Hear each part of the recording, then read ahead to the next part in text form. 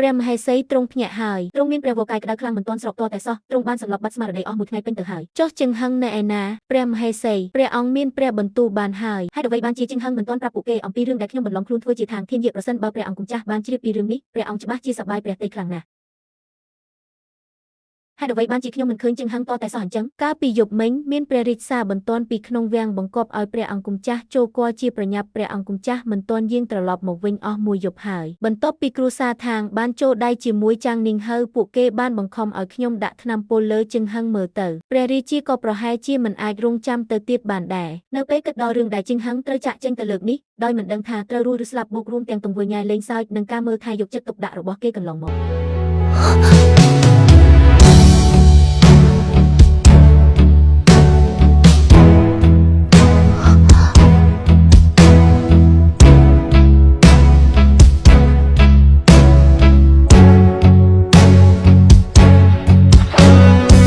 ប្រសិនបើការទៅរបស់ខ្ញុំលើកនេះគ្មានថ្ងៃវិលត្រឡប់មកវិញទេយាកពេលវេលាដែលនៅសេសសល់ក្នុងជីវិតរបស់នាងរាប់សិបឆ្នាំខាងមុខតើនាងអាចចំណាយពេលត្រឹមតែមួយព្រិចភ្នែកដើម្បីនឹកដឹងគុណដល់ខ្ញុំបានទេ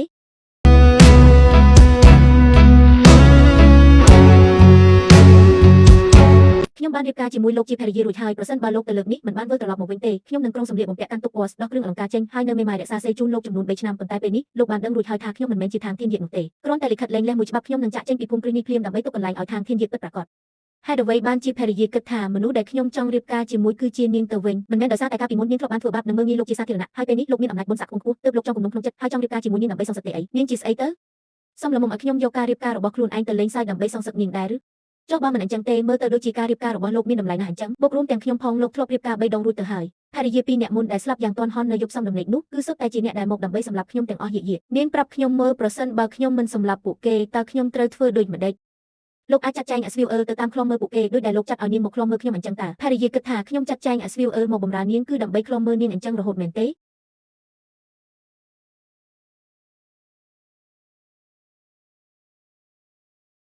មនុស្សដែលខ្ញុំចង់រៀបការជាមួយគឺនាងທາງយាកចាប់តាំងពីដំបូងមកមនុស្សដែលខ្ញុំចង់រៀបការជាមួយគឺជានាងតែម្នាក់គត់ហេតុអ្វីទៅ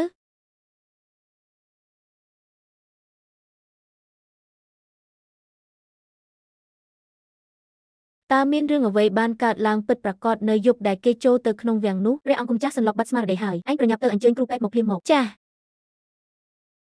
ខ្ញុំម្ចាស់បានរៀនក្បាច់គុនតាំងពីក្មេងមកម្លេះកាលពីមុនគឺជាអ្នកការពារសម្ងាត់នៅក្បែរព្រះអង្គម្ចាស់កាលពីប៉ុន្មានខែមុនបន្ទាប់ពីព្រះមហេសីបានរៀបការចូលមកខ្ញុំម្ចាស់ទទួលបានរាជបញ្ជាពីព្រះអង្គម្ចាស់ឲ្យមកការពារព្រះមហេសីមិនមែនមកដើម្បីឃ្លាំមើលនោះទេនៅក្នុងភូមិគ្រឹះនេះមិនមែនមានសុវត្ថិភាពដូចដែកថែបនោះទេព្រះអង្គម្ចាស់ស្ថិតនៅលើតំណែងដ៏ខ្ពង់ខ្ពស់ហេតុនេះហើយទើបក្លាយជាផ្ទាំងស៊ីបសម្រាប់មនុស្សគ្រប់គ្នាមន្ត្រីទាំងឡាយមានការរំពឹងចិត្តចំណែកឯព្រះរាជាក៏មានការសង្ស័យប៉ុន្តែទឹកព្រះទ័យដែលព្រះអង្គម្ចាស់មានចំពោះព្រះមហេសីគឺពិតប្រាកដគ្មានការកុហកបោកប្រាស់សូម្បីតែបន្តិចឡើយ